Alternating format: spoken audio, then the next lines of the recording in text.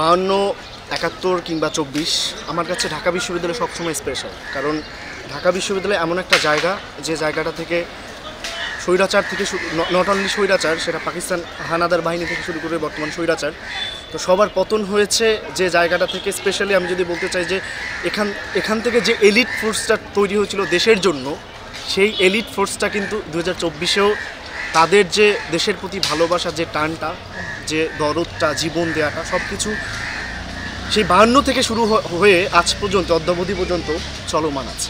আসলে খুব ভালো লাগছে যে আমাদের শিক্ষা প্রতিষ্ঠান, আমাদের গর্বের জায়গা, আমাদের প্রাণের ঢাকা বিশ্ববিদ্যালয় থেকে বাংলাদেশের যাবতীয় আন্দোলন সংগ্রামে শুরু হয়েছে এবং ভাষা আন্দোলন তার মধ্যে প্রথম দিকের একটি আন্দোলন, এবং এটি সারা বিশ্বের কাছে একটি নজিরবিহীন দৃষ্টান্ত যে ঢাকা বিশ্ববিদ্যালয়ের শিক্ষার্থীরা তাদের একটি যৌক্তিক দাবি নিয়ে একটি রাষ্ট্রের তথা সে সময়কার যে অটোক্রেটিক লিডার ছিল তার সাথে লড়ে, তার প্রশাসনের সাথে লড়ে সে বিষয়টা তারা সফল হয়েছে। আজকের দিনটা একজন ঢাকা বিশ্ববিদ্যালয়ের শিক্ষার্থী হিসেবে সবসময় তাৎপর্যপূর্ণ এই কারণে, এইটা একই সাথে রাজনৈতিক আঁতুড়ঘর, বিপ্লবের আঁতুড়ঘর বলে আমরা মনে করতে পারি। কারণ আমরা এখান থেকে দেখতে পাবো যে সব রাজনৈতিক কিংবা বিপ্লবের যে মুহূর্তগুলো এখান থেকেই কিন্তু শুরু হয়েছে। তবে আলাদাভাবে যদি আমি আজকে দিবস হিসাবে দেখি, তাহলে আমার জন্য এই দিবসটা খুব একটা তাৎপর্যপূর্ণ না, এই কারণে কারণ আমি একজন বাংলা ভাষাভাষী, বাংলা আমার মাতৃভাষা, আমি প্রতিদিন বাংলাকে ব্যবহার করি, প্রতিদিন বাংলাকে ভালোবাসি।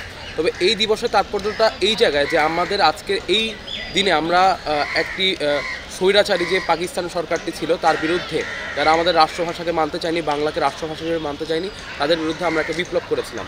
তবে সর্বোপরি বলতে গেলে এই দিবসটি আসলে আমার জন্য বর্তমানে কোনো ভ্যালু রাখে না, এই কারণে যে বর্তমানে আমরা শুধু একটা দিনের জন্য আমরা মাতৃভাষাকে আলিঙ্গন করছি, কিন্তু বাকি সময় যে আমরা আকাশ সংস্কৃতির প্রভাবে অন্যান্য ভাষা ব্যবহার করছি কিন্তু নিজের মাতৃভাষাকে ভুলে যাচ্ছি, সেইটা হচ্ছে আমার জন্য একটা বড় দুঃখের চাই। সেই আকাশ সংস্কৃতিটা আসলে খুবই একদিক দিয়ে হাস্যকর, একদিক দিয়ে নিন্দাজনক, একদিক দিয়ে লজ্জাজনক, আমরা অনেক কিছুই বলতে পারি।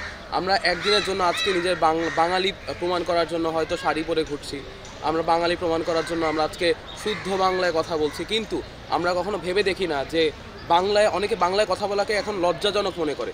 ইংরেজিতে কথা বলা তার কাছে মনে হয় যে এই ইংরেজিতে কথা বলা তার জন্য খুব সম্মানজনক, বা এটা হচ্ছে তাকে অন্যান্য একটা আপার ক্লাসে নিয়ে যাবে, বা একটা সুপেরিয়রিটি কমপ্লেক্সের মধ্যে সে বিরাজ করে যখন সে বাংলা ভাষার বাদ দিয়ে ইংরেজিতে কথা বলে। 1952 সালের এই দিনে আমাদের ঢাকা বিশ্ববিদ্যালয়ের শিক্ষার্থীরা বাংলা ভাষাকে মাতৃভাষা করার দাবিতে আন্দোলন গড়ে তুলেছে। বাস্তবায়ন হিসেবে এখন আমরা বাংলা ভাষায় কথা বলতে পারতেছি, বাংলা ভাষায় নিজের মনের ভাব প্রকাশ করতে পারছি, এটা আমাদের জন্য অবশ্যই একটি গর্বের বিষয় এবং আমাদের জাতীয় একতা ও ভ্রাতৃত্বের একটি পরিচয়।